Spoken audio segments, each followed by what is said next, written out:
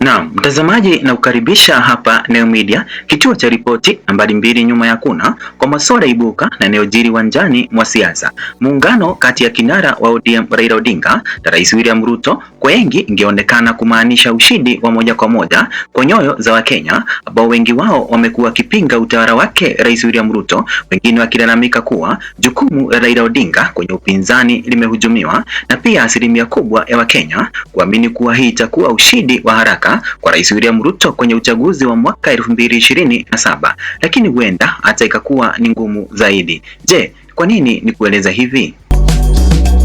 Ngome ya kisiasa yake Raila Odinga kwa mara ya kwanza katika historia, Jumapili ya tarehe 9 mwezi Machi ilimpokea Raila Odinga wa kumshtumu na kuondoka katika uwanja wa Gusii huku akiimba nyimbo za kupinga uwepo wake Raila Odinga. Raila encounter hostile crowd in Kisii. Kufokea kwake Raila Odinga katika uwanja wa Gusii ni ishara ya kwamba asilimia fulani ya wenyeji huenda tayari wamemtema Raila Odinga, hivyo basi kumaanisha umaarufu wake katika eneo hilo unadidimia na moja kwa moja kuashiria upungufu wa kura zake Raila Odinga.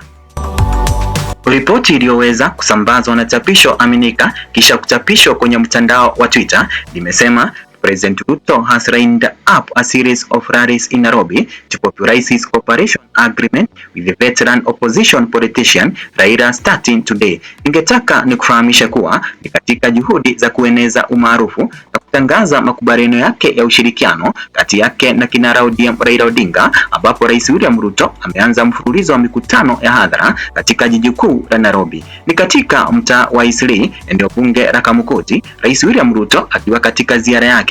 Kinyume na matarajio ya wengi, picha ambazo zinacheza kwenye skrini yako zinatupa taswira ya wenyeji wenye furaha, ambao ni kinyume na taswira ya ziara yake Raila Odinga ya siku ya Jumapili katika uwanja wa Gusii.